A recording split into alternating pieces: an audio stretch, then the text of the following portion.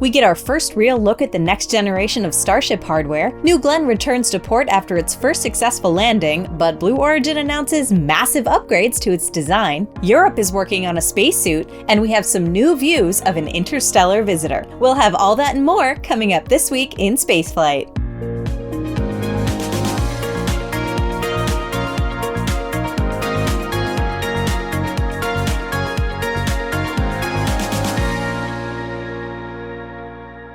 Okay, we'll talk about all the New Glenn upgrades soon, but first we have to talk about the current version. Last week, Blue Origin landed a massive success with New Glenn's second flight. Although it was carrying a very exciting payload, the twin satellites for NASA's ESCAPADE mission to Mars, the star of the show was New Glenn's first stage, also known as GS-1, which stuck the landing on the deck of Blue's landing platform Vessel 1, or Jacqueline. New Glenn's first flight back in January didn't make it this far, as the booster on that mission was lost upon re-entry.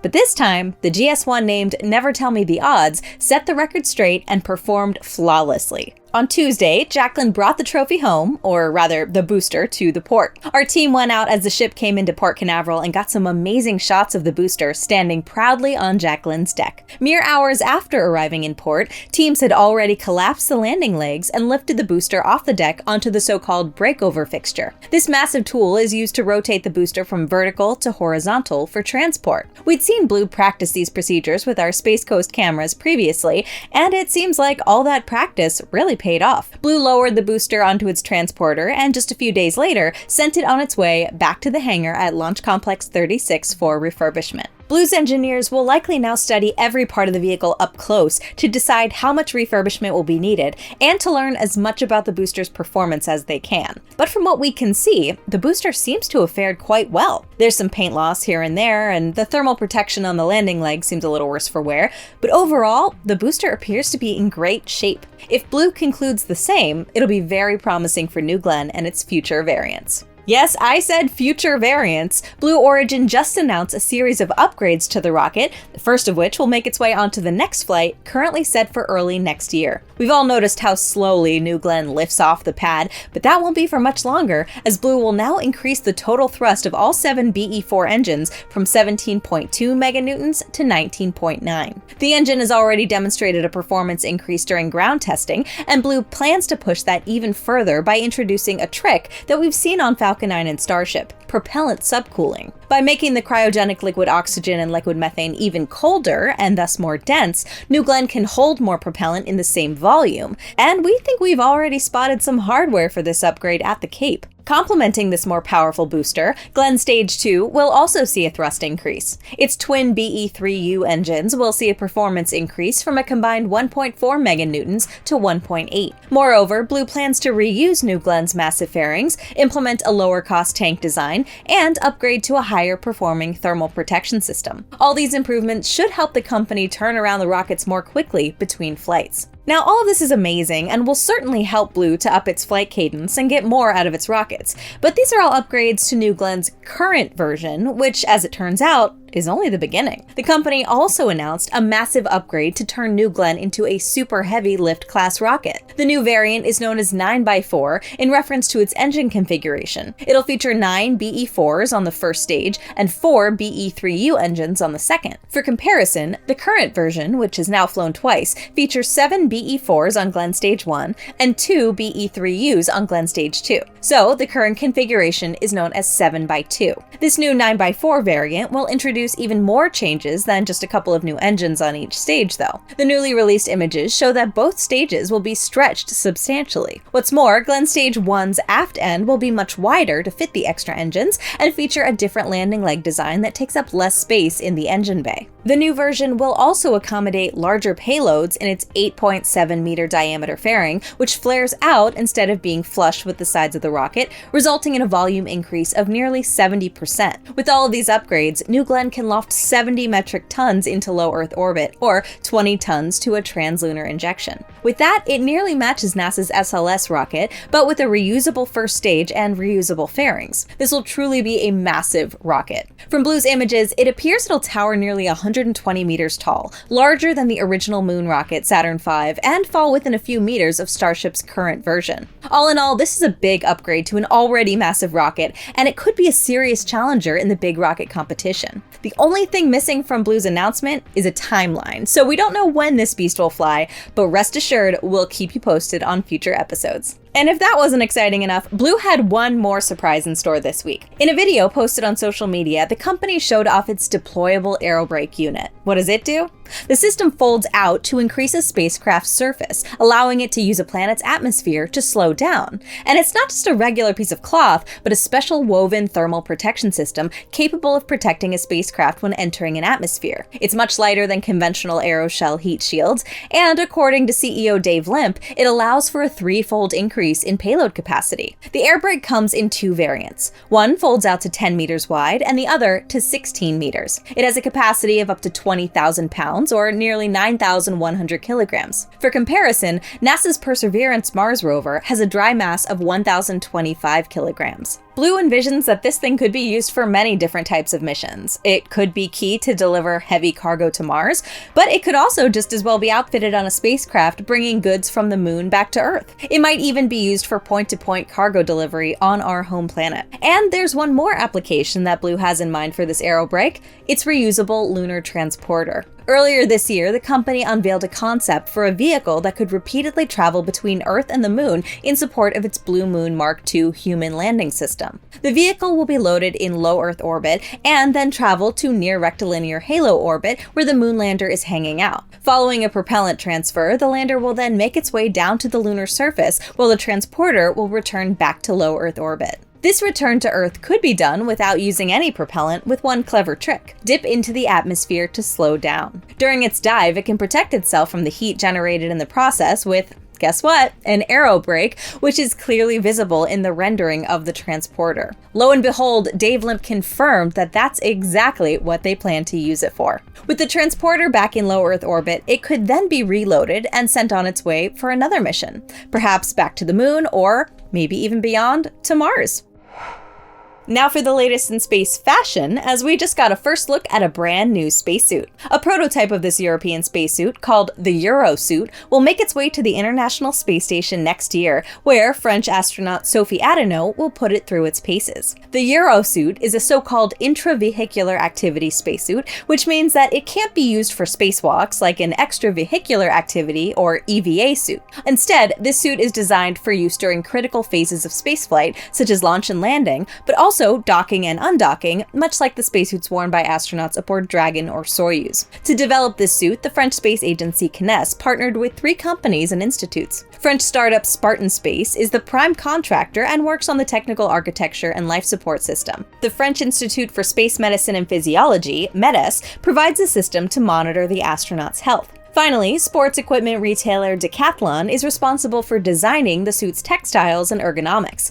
And the suit kind of looks like a fancy piece of sports gear, so that checks out. As mentioned, Sophie Adenot will test the suit on the ISS next year, when she'll fly on her first spaceflight as a mission specialist on the upcoming SpaceX Crew 12 mission. Don't expect her to board Dragon wearing this fancy new suit though. She'll have to wear SpaceX's own spacesuit on the way up and down. The suit that she'll be testing is just a textile prototype and it lacks some important features such as life support and airtight sealing. During her stay at the station, Adenot will put on the suit and test its ergonomics. Decathlon designed the garment to be donned or doffed, so put on or removed, in less than 2 minutes without help, and Adenot will have to prove that it really is that easy. While wearing the suit, she'll also perform different tasks such as interacting with a touchscreen tablet and handling small objects. Adenot's feedback will then inform the development of EuroSuit's operational version, which will be outfitted with all of the bells and whistles that you'd expect on a modern spacesuit.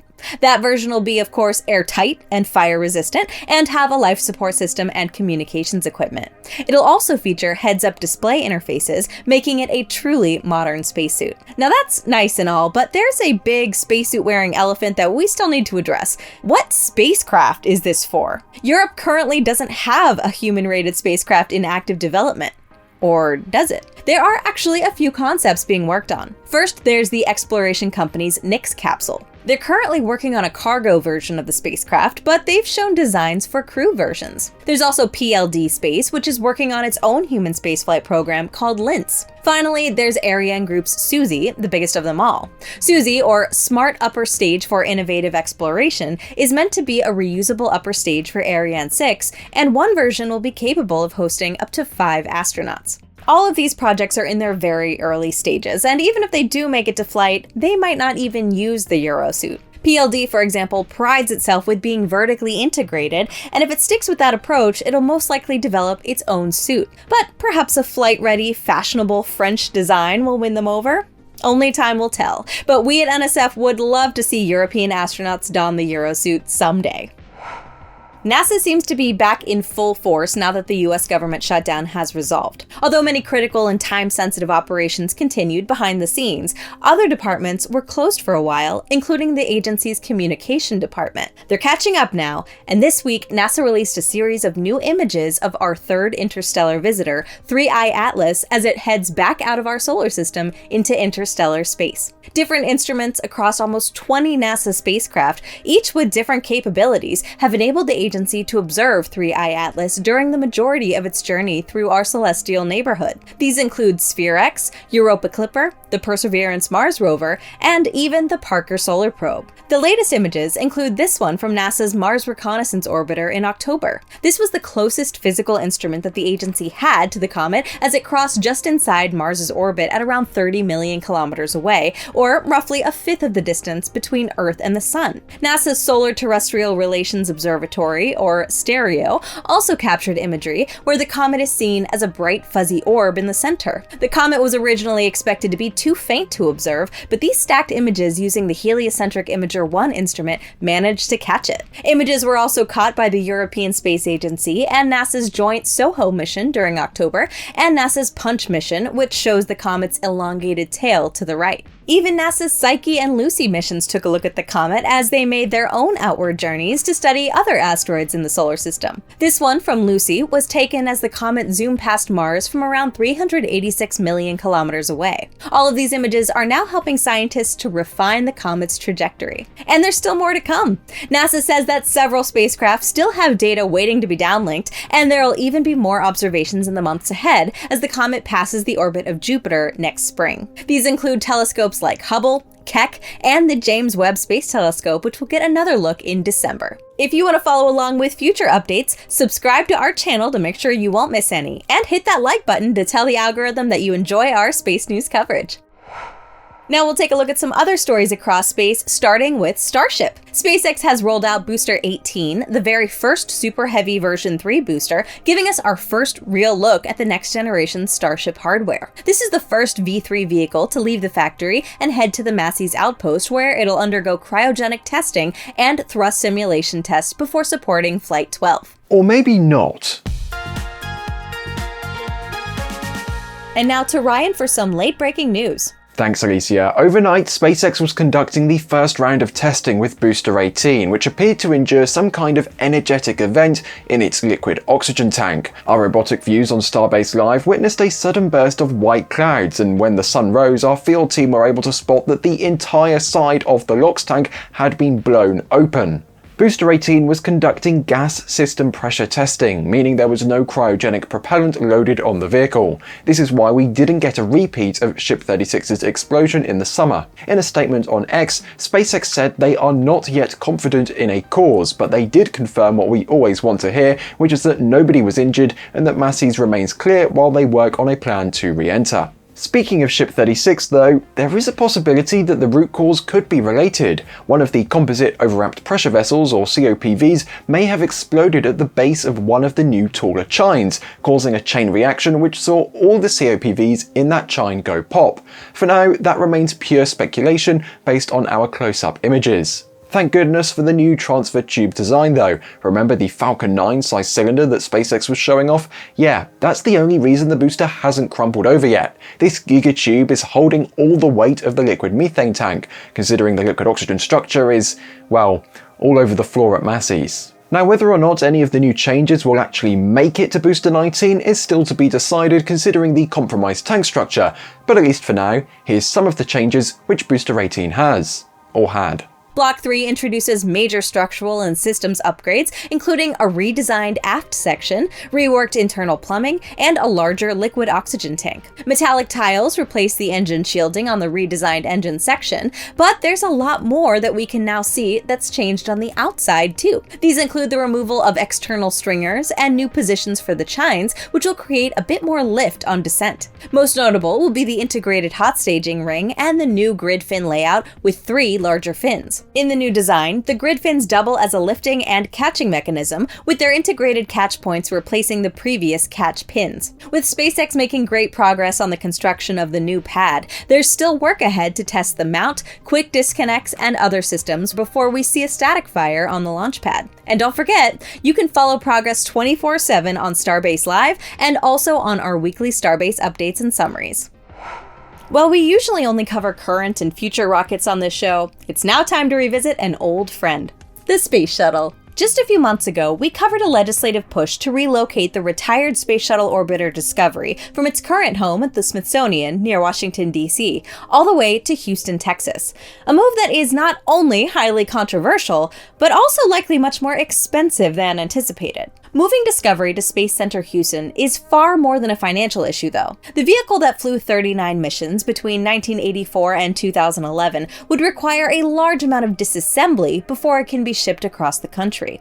This might include detaching the wings or the removal of a large portion of the vehicle's 12,000 fragile thermal protection tiles. And as you might imagine, all this work will likely result in damage to the orbiter. The other 3 remaining orbiters, Enterprise, Atlantis, and Endeavour, were also retired for display in New York, Florida, and California, respectively. Enterprise, as a prototype, didn't have flight hardware installed, and the others donated large amounts of their internal plumbing, mostly from their main propulsion system, for the early phase of SLS testing. NASA decided to spare Discovery from this process, naming it Vehicle of Record. Moving an object as big as the shuttle is a whole ordeal, especially since the shuttle carrier aircraft have also retired. Ironically, one of them is actually on display at Space Center Houston with a full-scale shuttle replica on top. Without this aircraft, Discovery would have to endure transport on a barge or truck before arriving in Texas. To get all this done, the One Big Beautiful Bill that was signed into law this summer allocated $85 million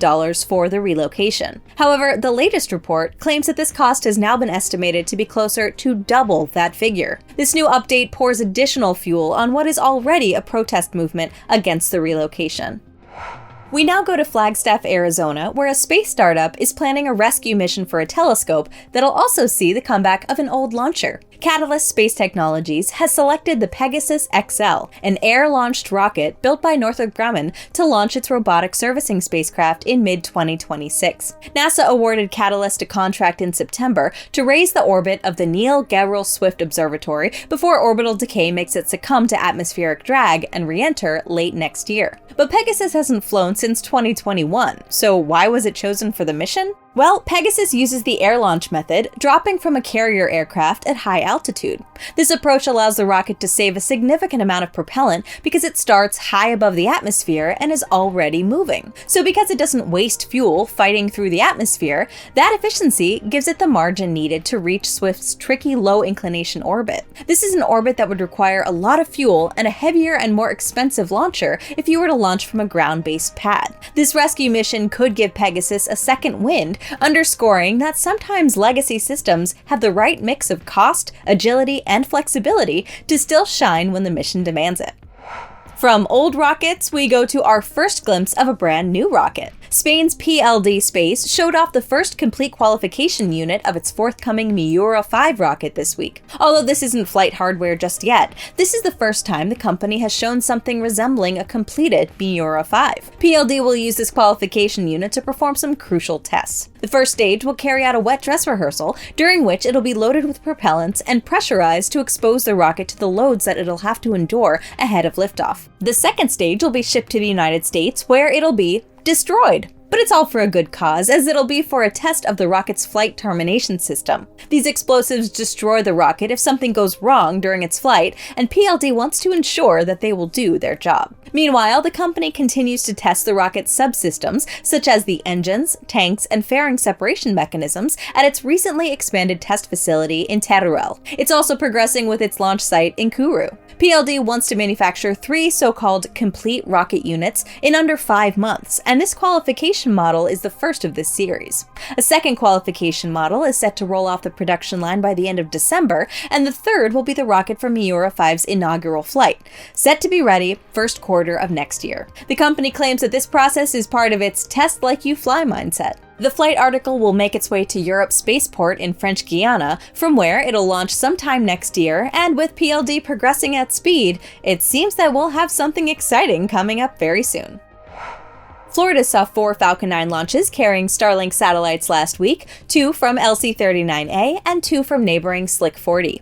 Each of these missions deployed 29 Starlink V2 mini satellites into the Group 6 shell of the mega constellation. 87 missions have populated this shell to date, with even more planned in the near future. The first Group 6 mission, back in February 2023, was also the first to introduce the second-generation V2 mini satellites into orbit. These missions bring the total number of Starlink satellites launched up to 10,444. Of these, 1,394 have deorbited, and 7,778 are now in their operational orbit. This week also saw the launch of the US-European Sentinel-6B satellite aboard a Falcon 9 on November 17th. This mission was the 500th reflight of a Falcon 9 booster, as B-1097 took its third flight, landing successfully back on the concrete pad at Landing Zone 4 at the Vandenberg Space Force Base. Sentinel-6B will map ocean topography, monitor sea levels, and support climate forecasting in cooperation with NASA and other agencies worldwide. We had 2 Electron launches this week, with another suborbital HASTE mission launching from the Wallops facility in Virginia on November 18th. This broke Rocket Lab's previous record of 16 Electron flights last year. Another Electron lifted off from Launch Complex 1A at the company's launch site on the Mahia Peninsula of New Zealand on November 20th. This likely carried more black sky Earth imaging satellites, though details of the customer and payload were withheld. This increases Rocket Lab's record to 18 launches and counting, with even more Electron flights planned before the year is out. There were 2 launches from China this week, with a Changzheng 2C lifting off from the Zhochuan Satellite Launch Center on November 19th. On board were 3 Shijian 30 satellites destined to support space environment measurements from low Earth orbit. We close the week out with the Changzheng 3B launching on November 21st from the Xichang Satellite Launch Center, though at the time of recording, there are no details about the payload carried on this mission. Going into next week, we have at least 10 launches planned, including 2 from Russia, 1 from French Guiana, and even more from China and South Korea. China is preparing to launch a Changzheng 2F from the Zhochuan Satellite Launch Center on November 25th, carrying the Shenzhou 22 spacecraft. This will be the first time a Shenzhou craft will be launched uncrewed since Shenzhou 8 14 years ago. The capsule will replace the spacecraft that was used by the Shenzhou 20 crew to return home this week after their own ride was damaged by orbital debris. A fine crack was discovered on one of the 2 windows on the original Shenzhou 20 spacecraft, and it was deemed unfit to re-enter with crew. As a result, the Shenzhou 20 crew returned home last week in the spacecraft that brought up their successors. The Shenzhou 21 trio have only just begun their 6-month rotation and will use this replacement Shenzhou 22 craft to return home next April. Russia is preparing to launch an Angara 1.2 rocket from the Plesetsk Cosmodrome on November 25th. This will carry a classified payload into low Earth orbit for the Russian military. Another Russian rocket is scheduled to launch from the Baikonur Cosmodrome in Kazakhstan later in the week on November 27th. A Soyuz 2.1A will carry the MS-28 crewed mission to the International Space Station. NASA astronaut Christopher Williams will be joined by Roscosmos cosmonauts Sergei Kudzverchkov and Sergei Mikhaev. The trio will spend around 8 months on the space station. The Korea Aerospace Research Institute is planning to launch a 3-stage KSLV-2 rocket, also known as Nuri, on November 26th from the Naro Space Center in South Korea. The KAS-503 Earth observation satellite will be sent to a sun-synchronous orbit to test new technologies and conduct space research. There are 4 more Starlink missions planned next week aboard Falcon 9 for Groups 6, 11, and 15 of the mega constellation. Another Falcon 9 will launch from the West Coast on November 26th, carrying the 15th Transporter rideshare mission, launching from Slick 4E at Vandenberg. Finally, a Vega C is set to launch from the Guiana Space Center in French Guiana on November 28th. COMSAT-7 is a Korean multi-purpose satellite with high-resolution Earth imaging on board. It's the third and final flight this year for the Vega C, but not the last for launch provider Arianespace. The company has one more mission planned for late December when it will launch a pair of Galileo satellites for the European Space Agency. And that's your weekly update of spaceflight news. I'm Alicia Siegel for NSF, and we'll see you all again next week to recap this week in spaceflight.